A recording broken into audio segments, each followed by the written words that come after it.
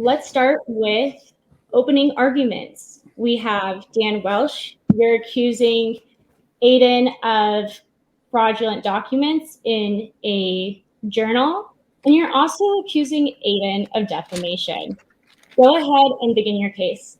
It's my contention that Mr. Kearney has, on numerous occasions in his blogs, posted knowingly and false information, misleading information solely aimed at self-enrichment. So I've written over 25,000 blogs. I have published major breaking news stories that have gotten me national attention, that have led to real consequences, including going after some of the most powerful institutions in the country who would still be committing crimes and doing these things had I not written about them. So therefore, everything that guy said is bullshit. Aiden, do you remember writing a blog that you published on January the 11th? Yes, I do. Of this year? Yes. He's commenting on a 16-year-old girl's page, and he's a grown man. You mentioned that he was charged with raping a 15-year-old. He was. Wasn't he also cleared by DNA evidence of that charge? Yeah, that's why I wrote that in the article. But you still seem fit to call him a predator, despite the fact he was cleared. He's a predator because he's commenting on a 16-year-old girl's page. He was cleared of it, yet you insist on calling him a predator. Why? Because he's predating on a 16-year-old girl on her Facebook page. I've already answered that. Would you not accept that to the public at large you run the risk of falling foul of being called a predator yourself? Anyone that would call me a predator for responding to somebody who messaged our inbox is retarded, and I don't care about their opinions on anything. How is this document false, but yours are real? Why is that false? Mm-hmm. Because obviously DCF would not write a fucking book like that.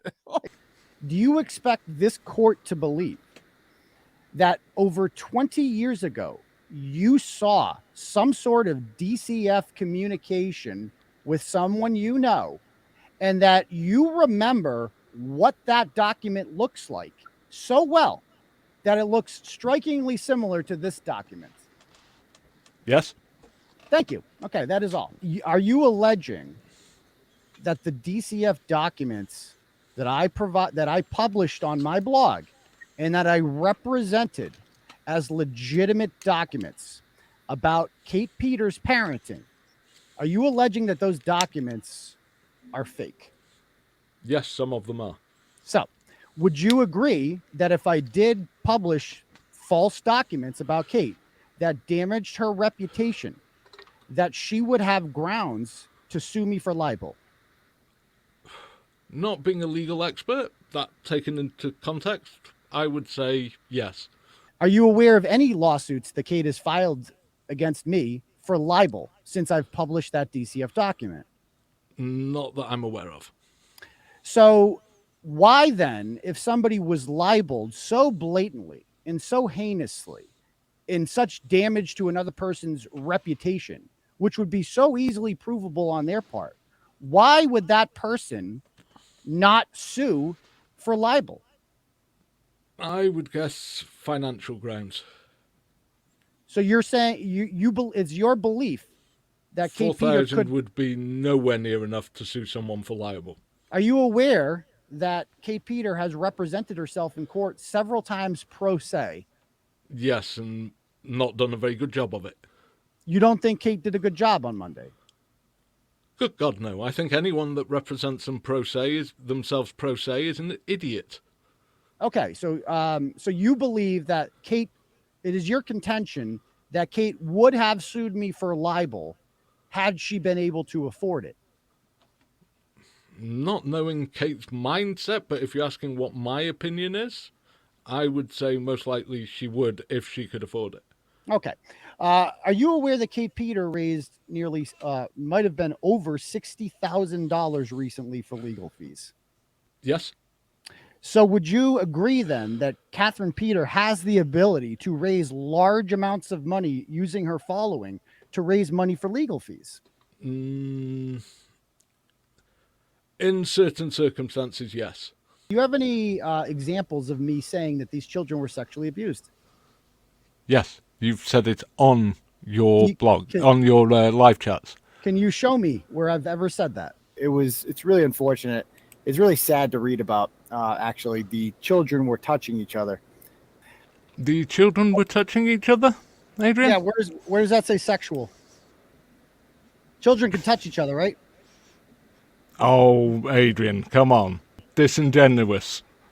Do you have, I asked you for a clip of me saying that the children did sexual things to each other. Do you have that? Nowhere during any of the cross-examination did Adrian actually address the first point, the one about the man that he labelled a predator. He believes that's okay because he's convicted of other things. Misleading everyone about him being a predator is perfectly fine because reasons. Should he be contacting a child on the internet? Not really, no. Does it make him a predator? No. A scumbag? Yes. But a predator and mentioning the charge of rape is misleading. Nowhere in any of his rebuttal has he addressed this issue. On the subject of the falsified documents, not once, in the first hour of his counter did he address the actual documents in question. He was more interested in just continuing a petty feud against Kate, who, frankly, to this case, is irrelevant.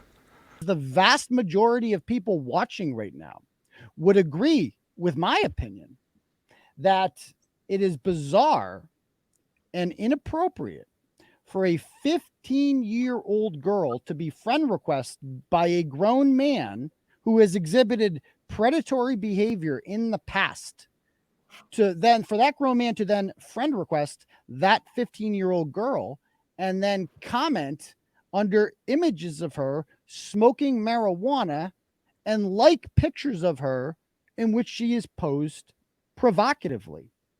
Based on other letters that we've seen from DCF, they would not write a long email like that with a run-on paragraph suggesting legal remedies that they have no understanding of in order to sue. Would that happen to align with things that Kate Peter has said she plans on doing to me, such as obtaining an order, which she tried and failed to do recently, and suing me, which she raised money to do and then never did? So first of all, thank you so much, jurors, for being here. It is longer than we anticipated. We have in back chat for you a link that Henry is going to post. Go ahead and you're going to take that link and you're going to deliberate in another room. In order for you to find Aiden guilty, you are going to have to find that there's two issues that you could find him guilty of. So one, if you think that he said anything defamatory about the man that he called a predator.